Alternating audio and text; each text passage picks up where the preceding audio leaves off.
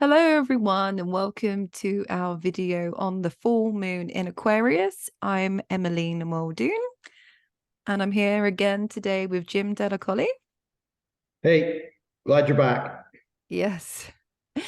Sorry, everyone. We missed the last lunation, the last new moon, which we've not done in a long time. We don't think we've missed one actually. But I take the blame. I was away traveling, so with time zones and all sorts, it was really hard to organize. So we missed the last one, unfortunately.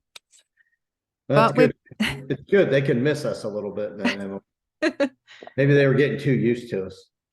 yeah, we thought we'd have a break for you. So yeah, we're back now, and we're here to talk to you about the full moon this month, August the 1st at 2:31 p.m. That's Eastern Standard Time, so change it for your own time zone. And it's a really interesting moon actually, because this August we have 3 lunations. So it's a busy month. We've got obviously this full moon, in the middle of the month, the new moon, and then at the end of the month, another super moon, full moon. So it's busy times, everyone. So it's good we're back for this one. Yes. And it's my favorite Aquarius. Oh, well, there you go. Yes. So we Okay. could be odd and unique and goofy and everything. Everybody will understand, I hope, or maybe not. Yeah, so it is an Aquarius full moon. So it's bringing out the Aquarius in all of us. So it's really good time to let your individuality shine. I think with Aquarian energy, we can think about how we have our individual strengths and what makes us unique, and thinking in a way that's different to other people sometimes. So I would encourage you all to look at those areas and see how you can use them in your own lives at the moment. Yeah, and I'm going to add, even though I think we said we're not going to do this, but know that Aquarius is taking us to the truth or closer to truth or um, back on the path of truth, and just think of what's going on. I don't want to get into deep discussion, but they're setting the precedents because Pluto is going to come back into Aquarius. That's why I think this is going to be an interesting full moon as Pluto comes back for then 20 years of the technologies and the possibilities and just the potentials of finding the truth and maybe disguising it. So hopefully we can talk about that as we move forward. Yeah, and the other thing about Aquarian energy is it is very intellectual. You think about Aquarians, you think about the mind, you think about how sharp they can be, and how they do see things in a way that's different or other people haven't comprehended yet. So they're very, very intelligent, and um it's very opposite to, I think, the Leo energy. Whereas I always think of Leo as being ruled by the heart, very much the heart ruling the head. So with this opposition here, with the full moon, we have the sun and moon in opposition in those two signs. There is a little bit of a balance there to be struck with the heart and the mind. I think, what Good we point. need to release in one way to build on the other. And then I like to think of the air signs, which Aquarius is the final of the air signs. Is if you were looking out of a meadow of hay and the wind blew and all the hay would bend as the wind touched it, it's connecting the dots without having to have physical evidence of you being able to connect the dots. So you come to an understanding, an intellectual viewpoint, or just a knowing that you've developed throughout all your lives that happens, I think, more in Aquarius into getting more onto the truth or into the truth. Yeah. I like you've used that analogy before with air signs, which I really like, because you think, oh, air, air is very peaceful, it's very intellectual, um, but you can see the power of the wind. Yes. It's silent but powerful. So Yes. this full moon might have a bit of that flavor to it. Mm-hmm. And it's action ending times too, right? We want to remind you of that. So Yeah. uh, also think of that. I just want to throw one more thing about the moon. if the moon was a rock, and I'm just going to put this out there, how does it reflect so damn well? They say it doesn't have an atmosphere. I'm thinking it's some type of metal or something else, if that makes sense. And I'm just throwing that out there, Emily. I know it's outside the box thinking, but sorry, it's Aquarius. So Aquarius full moon. yes, Have our own theories about the moon. Yeah. yes, let's toss them out there and then see what happens. So, and I like to be wrong too, so prove me wrong. I'm okay with that. So Well, none of us really, I always think none of us really know the answers, do we? nope, nope. So We're always progressing and we're always learning. So, and that's correct. Aquarius. Yes, yes. That's Aquarius. You know, I always think about Leonardo da Vinci when I think about Aquarian energy. Mhm. And I say this to people when I look at it in their charts, you know, he was drawing flying machines and sketching them out. And people said, this man's crazy. And now, obviously, it's completely accepted that humans can fly. So, you know, I think that there is that foresight and that vision that Aquarian energy has of being able to see and anticipate what others yet haven't. Yes, and then it goes to you're timeless. You have to understand if you're heavy Aquarian that your timing's going to be off because you're timeless. You're stuck here in this simulation or whatever the hell it is we're in, Mhm. and maybe that everybody around you is not ready because they're more into the simulation than you. But as you said with Da Vinci, it was Mm. Da Vinci, right? Yeah, Da Vinci. Yeah, he was drawing the. Drawing flying machines. Mm. I think you're connected and you have a knowing when you have heavy Aquarian. And so the knowing, it's sometimes hard to get people to understand how you knew that if you didn't study Mm. it. So know that that potential sitting now right in your face. So Yeah, it is definitely intellectual and knowing. My sister has an Aquarius moon, and I can't tell you the amount of times that as a child she would say they should invent this, and yep. then a few years later it would come out, and she'd Yeah. be so upset that she she didn't, you know, wasn't able to paint her idea as a child. Yes. But she was always sort of seeing things that would come about and what people would use, which is, you know, really interesting. So. And that is the definition of Aquarian. Your timing's Mhm. usually off because you're timeless. And Yeah. so the more you get into that understanding, the better you'll be handling Aquarian energy. So Yeah. Yeah. So yeah, the Aquarius. So, you know, we have a full moon every month, and what we always say, it's a great time to release. So, you know, maybe there's some part of your mind that you need to release in order to, you know, progress with your heart. There could be that balance here. But also, you know, each month we do have this aspect of releasing. So what is it? Look, where's the Aquarius part of your chart? What is it that you want to let go of or release? Because this is a good time to do that. And think about, like, I try and say in these videos as well, is, you know, don't forget about children during full moons because they're very sensitive to energy and they can be very emotional on a full moon. So if they are, then you know, we just give them a bit more time. And you know, for us, you know, grown ups, us adults as well, if people are more emotional around a full moon, then, you know, you can know to give them that space. mhm. And it'll be at 9 degrees, by the way, as you see on here. So find that in your chart. Yeah. Know where this would be best suited and take it all the way personally into your life. So Yeah. Yeah.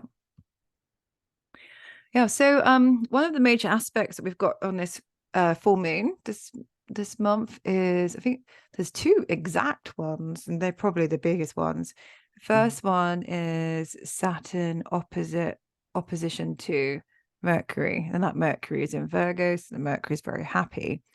But we think about those two coming together, it is, you know, it's a great time to really strengthen your thoughts, strengthen your mind, apply yourself to some work. If you've been trying to get a project done, it's almost like, okay, now I can get on with the details. I can maybe sit in solitude and have the time I need to get on with the job. So finishing up some work would be really good with that aspect. mhm. And I'll throw a couple things, Saturn and Pisces. Um, I always look at Pisces as where we maybe self-imprison or where we provide illusion that we want to see. Saturn being here going to give us opportunities to work from a perspective of finding that which you maybe imprison yourself with in a thought, a feeling, a process. But it's also a way to bring things from the past that might be of benefit to you, as it's opposing Mercury in Virgo. Remember, these are mutable signs, so being the master, giving yourself a little more credit here if you deserve it, or kick yourself in the rear end a little bit here, and look and just maybe face some of the stuff if you are disguising it, and trying to hide from something.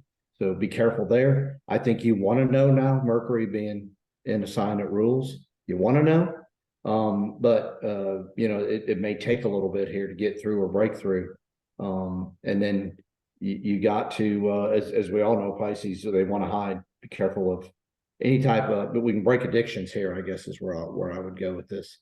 I think you can start and break something here if you truly want to face it, whether it's alcohol, drugs, sexual, just being lazy, whatever. You can get out of that, and huge opportunity here for that.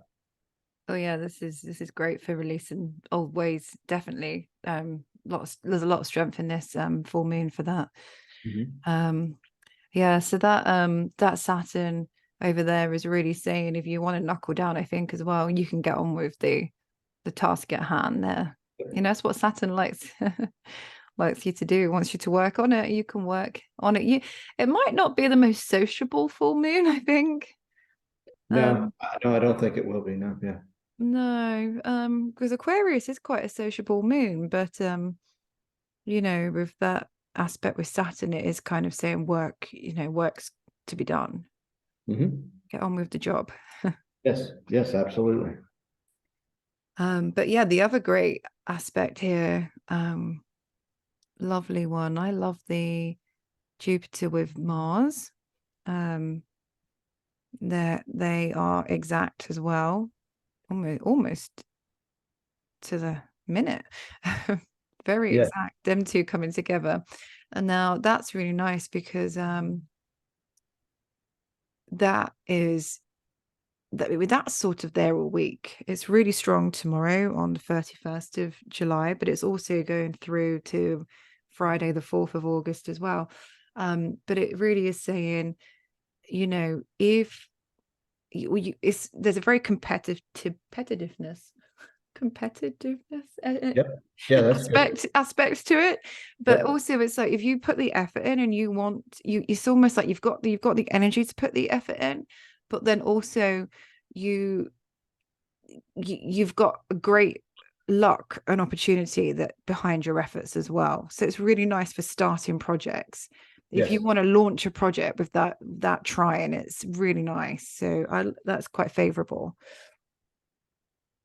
Yeah, and Jupiter being in Taurus, Taurus does rule money. It rules that building that base. So yes, you can look at better or more opportunities to maybe find from your perspective and what you can do to make money, to earn, to be of more value.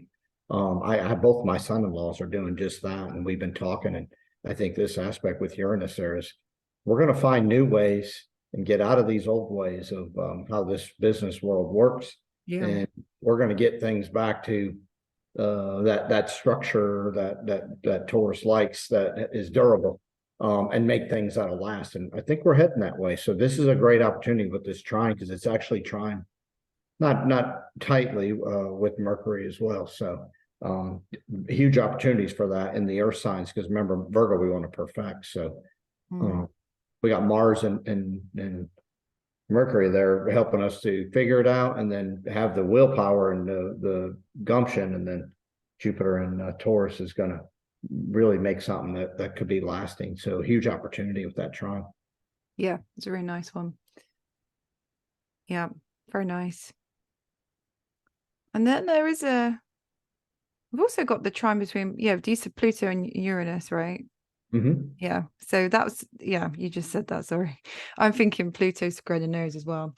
I'm jumping ahead of myself, but that definitely try and leave us better than we found us. But obviously this week is a big week because Pluto is squaring the nodes.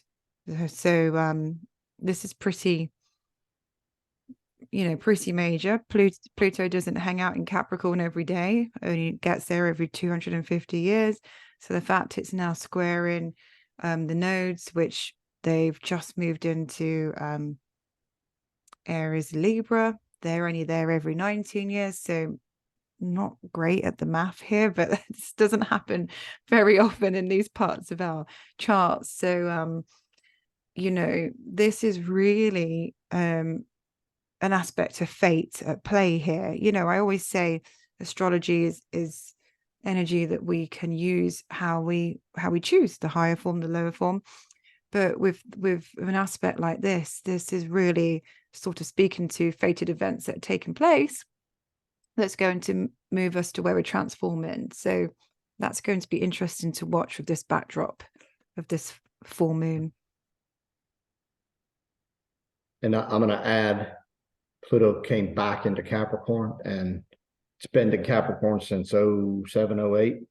And Capricorn's the final of the earth signs. So what it's showing you is all of the bullshit that got not only developed or created, but got taken to as high as it could possibly go, or to its close to the final destination point, before we finally got to dig in and figure out, or we stopped to dig in and figure out. And because it's squaring these nodes, now you're seeing things are not probably in a good way, and hopefully you're feeling you got to get moving, with Aries holding the north node and Libra the south node. So maybe you over believed others, or maybe you didn't believe them enough, but use what others have brought to you. That's Libra and the south node, and take it where you can go with it. North node being in Aries to begin anew. These are all cardinal signs.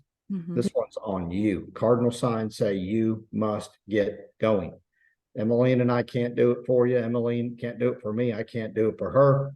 We can help each other, but in the end, you've got to start really stepping up, finding what you stand for, what you believe in. And this is it's like ultimate go time, that we've never had in this lifetime. It's never been this powerful, and it's right in our faces. Mm. And we've also got that Venus making a quincunx over to Neptune. So those two together are just beautiful. Obviously, we've got the higher love and then romantic love in aspect, trying to talk to each other. So it's almost saying we just need to make a few adjustments here. And we've got the perfect scenario, the perfect love, the ultimate love coming together. So you just, I think, to stay in tune, use your intuition. Neptune is in Pisces, just to maybe what things you might need to change for you. And then again, with Neptune and Pisces, that's a good point. How have you been deceiving yourself, or how have you created an environment that even is like, I'm going to call it BS. I'd look at that. Or how do you know it can be, or possibilities of how it can be, and then get people to understand better. Both sides are here at your fingertips. So it's time to go. This thing is all the truth and all the lies are in your face. Are you looking? That's about all I could say at the end of this moon, with it being an Aquarius, where we just care about finding the truth. So. Yep.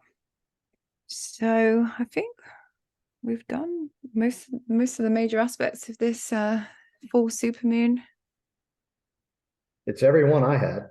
Yeah. So yeah. Yeah. So finishing up, use your originality, and put that Leo energy into it, of letting it shine, let it be seen. We're all different. We've all got our unique talents that we can bring to the world. And what Aquarian energy really likes to do is connect people and be there for humanity in a good way. So I think that this is a nice energy to sort of connect with people around us, and find our groups and our friendship circles and enhance them and enjoy them. Yes. And I'll add this. Don't be afraid to get that with that is deep within you, uniqueness out. Um, challenge yourself because I think you'll be amazed at what you'll get back if you can show the universe that you're going to put that one thing out there for the universe or this world to see that shows your uniqueness, what you know, where you're at. Do not be afraid of that. Let's end the old way of hiding to a degree, and let's get this thing rolling. So we all need each other, and it's time. Yeah, I think that if we do things differently, if we want to change, which I think people do, they have been definitely the clients I have been speaking to, it's almost like they don't want to have the same life that their parents had. They don't want to be doing the rat race anymore, want to make these changes, and this is a great moon to be thinking about those changes. Yep, absolutely. And you've gone into darkness.